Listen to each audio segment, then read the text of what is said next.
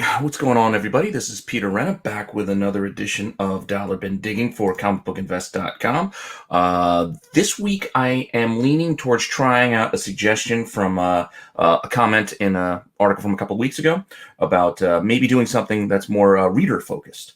So I have mentioned some of these books before in this stack, and so there might be a little bit of a repeat, but just kind of tailoring this towards that maybe more reader-friendly focus, I think would be a little bit interesting, mostly because that's kind of the bulk of what I've got here. I do have a healthy stack of books to go through this week, if you want to see.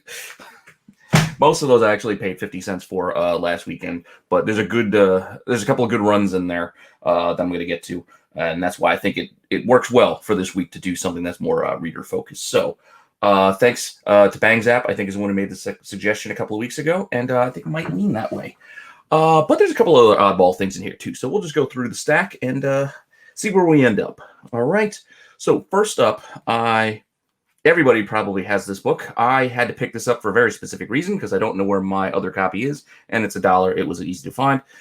I grabbed the Turok one. Now I needed this because I had used this for 3 Comic Monty this week that we filmed with Rags Morales and did the Native American covers.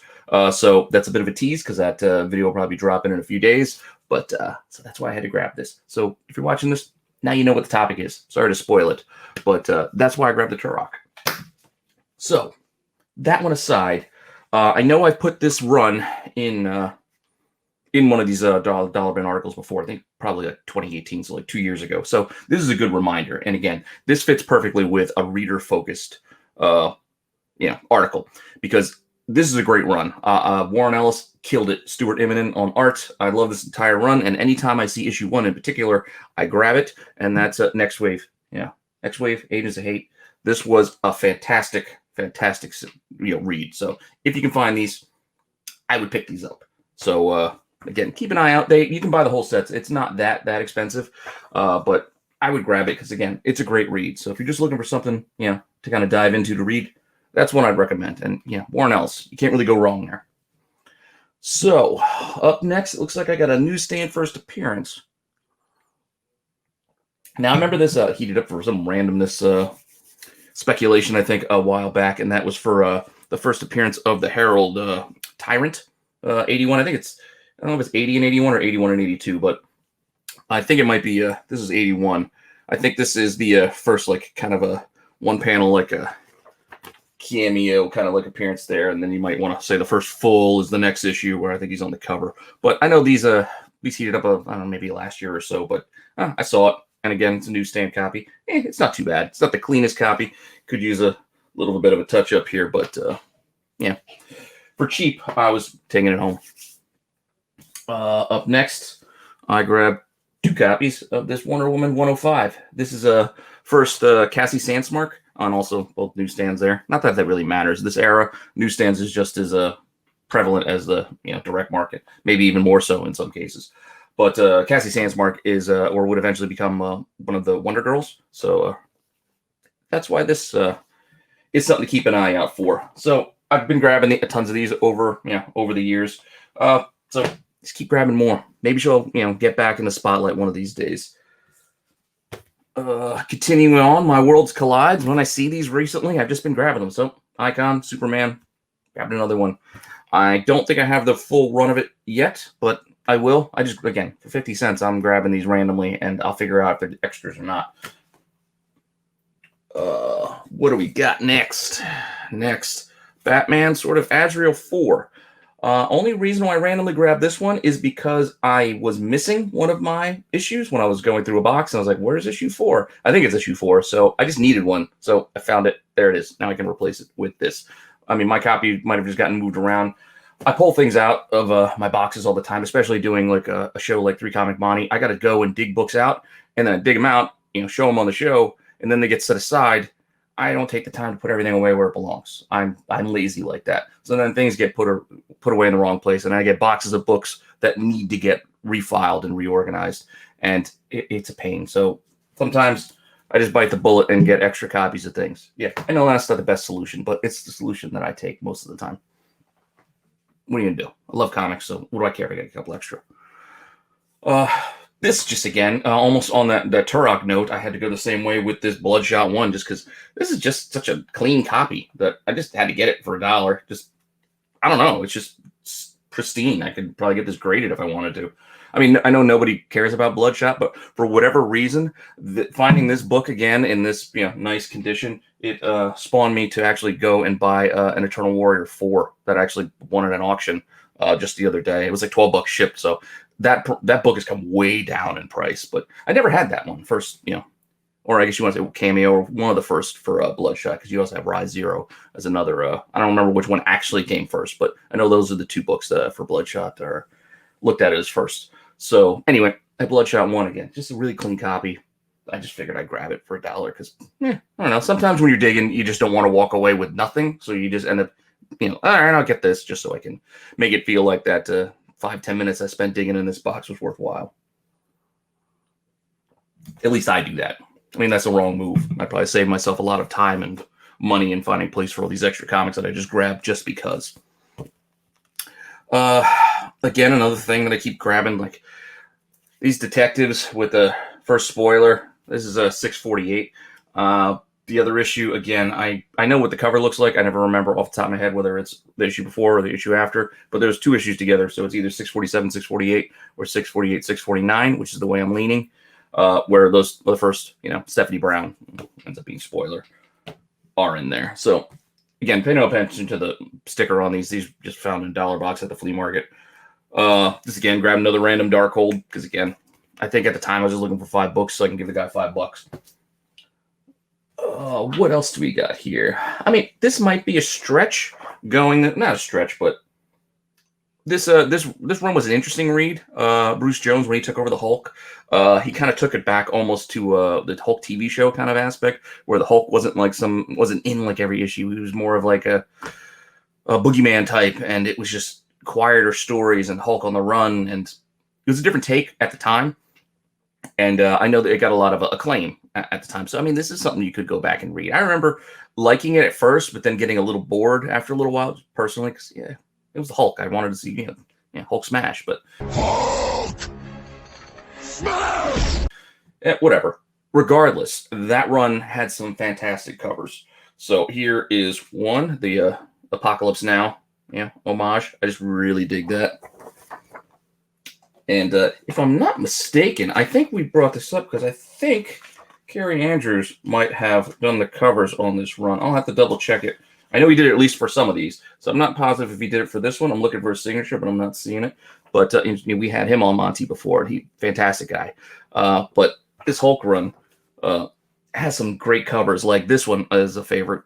It's 49. This Where All the Wild Things Are cover is just great. So I think this might sell for a couple of bucks, so it is something to keep an eye out for, but I just think it's a fantastic cover.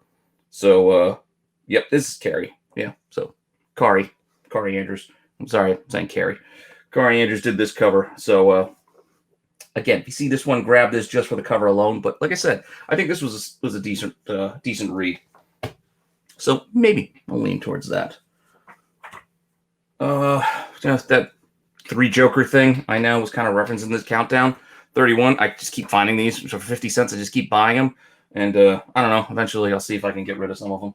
But I just have it. You see things, and it's just cheap enough that I just grab more and more and more. So, again, I count down 31. Keep an eye out for. And these next two go together. I don't know. It was the start of a pretty interesting run with Aaron on Wolverine and the X-Men. So I grabbed issue 1 and issue 2. Some first appearances in here, like Kid Gladiator. But so those were 2 that I went and grabbed. Also, solid reads. I remember as Immortal Hulk was getting really hot, a lot of the callbacks to some of the other Hulk runs with the Devil Hulk and whatnot started heating up. So, like, I remember this one heating up a little bit there with this Incredible Hulk 19 from, I guess this was like the second volume. And they restarted renumbering, like in the 90s. They renumbered some of Marvel's bigger titles. And so issue 19 of this one. Plus, a pretty cool cover. We got next here. Guess you want to go with ISIS. I know, kind of talked about it before. So again, when I find them, I still grab them, as I have been for a while. So you get the first of the character herself in here, and then you get her actually as Isis in week 12. So week 3 and 12 are 2 other 52 books that you can keep an eye out for, along with, 7 and 9 to get the Kate Kane Batwoman's. Also happen to find 2 of these Batman 450s. This is just a pretty cool Joker cover. So this is a little clearer not being in that crappy bag. So 450 and I think 451, I think it's got Joker with a Tommy gun kind of thing going on the cover. Those 2 are just 2 good Joker covers you can get at that run of Batman. And I think people can get a few bucks for them if you just wanted to sell them, but I just kind of dig them, and again, I grab them for that reason. Habit. This just caught my eye. I don't know much about this book, but this Joker's daughter, Duella Dent, it's kind of caught my eye, so I went and grabbed it. This I don't even know how to pronounce it. Amicani Girls, maybe? I don't know. But I grabbed that. Oh, here's an interesting one. This was a cover grab only. Just an awesome Bill Sienkiewicz cover. I know he did the Marvel Masterpieces, or a bunch of the Marvel Masterpiece run back in the day, the cards, and that's what these books were. This is when they put the card art basically in comic book form, and just some fantastic stuff. So you got the Joe Jusko, I think, did another run of Marvel Masterpieces back in the day. And from what I gather, Upper Decks brought this card series back. I haven't been able to find them anywhere. Been kind of looking for them just because I've been opening you're doing like card breaks here on the channel, but it's been basketball and football. But I'd love to open up some of these Marvel cards. This kind of brings me back. Like I remember collecting all those Impel, Marvel cards, and then those random there's just like Just Wolverine. I don't even remember the companies that were producing. They're just really flimsy cards, and then they had the 5 like insert prism cards that they would give you, and they did like a Spawn set, and they would just do artists. They basically did cards for everything back in like the 90s. But anyway, enough on that. Just because I was flipping through boxes looking for things, and I just noticed I didn't have this issue of Archer and Armstrong. So for $1, I just grabbed it so I could put it with the rest. And this, apart from it being an issue that I needed, it was actually signed at MegaCon here by who's it signed by? Bob Layton had signed it. Oh yeah, there it is. Yeah, right there. So I don't know, for $1, I think it's worth it. I'm not a real big signature guy, so the signature doesn't do a lot for me, but like I said, I kind of needed it, so I grabbed it. Django and Zorro. I think I have a few of this run, but not all of them, so I just randomly grab them when I see them. Plus, pretty cool cover. I think it's a Jay Lee cover, so felt like it was something I had to bring home. As was this Michael Turner, just Soulfire. This cover, it's kind of caught my eye. It looks like something that they might have used from one of his sketches. Like this wasn't an actual like plan cover. It looks like it was just reused art, but regardless, it may not be. I could be completely incorrect with that, but this is from April 2005. I just, like I said, it caught my eye, so I was putting it in a box because certain artists, I just like their art, so I just go and pick up the Jim Lees, the Joe Mads, the Michael Turners, Campbells, and Adam Hughes. Obviously, I just like art, so a lot of times I will grab books just based on the cover alone. And when you're paying $1 or less, I don't see the harm in doing that because then you're just buying a piece of art. Now, to kind of wrap up my run, hopefully I can find some, like I said, reader-friendly things in there. But it's these last 2 runs that I kind of picked up that are really driving home this reader-friendly or reader-focused article idea here with me. And first up, I found a pretty solid run of Hellblazer. Like you can see, there's a good chunk here. I got issue 41, which is actually Garth Ennis's first on Constantine, I believe, or at least part of this run. And I think that does all right on its own. And I was able to find 2 of them in that box. But yeah, so I got like 40. That's 41, and then we got 42, 3. So I think I got a good part of the run for 45, 46, pretty cool cover there. 47, 48. Sorry if this is getting repetitive or boring. 49, and they didn't have 50, but I grabbed 51 because it was there. They had a few more, but I had so many books in my arms, as you saw, the stack that mostly came from one place. I couldn't really carry them all that well. and I felt weird. They actually did have a deal where I could buy an entire short box, but that felt like a bit much. So I probably should have pushed it and got a few more of these, but I thought that getting about 10 issues here was enough of this Hellblazer run, at least to kind of start, because I've always kind of wanted to read this, and I never got around to it because I just didn't have it.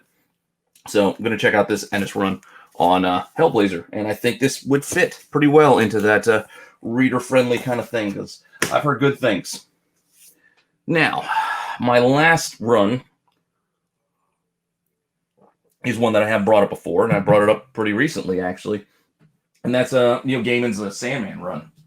Now, there's certain issues, again, to look out for. There's not a lot that do well in the secondary market on their own, but, and again, I see these all the time, like for certain parts of the run. But you can see here, look, this is all Sandman books, and I paid 50 cents each for these. So I basically grabbed a good chunk of the, I think it's only 75 issues, and I think a one-shot here or there, like the Orpheus one-shot.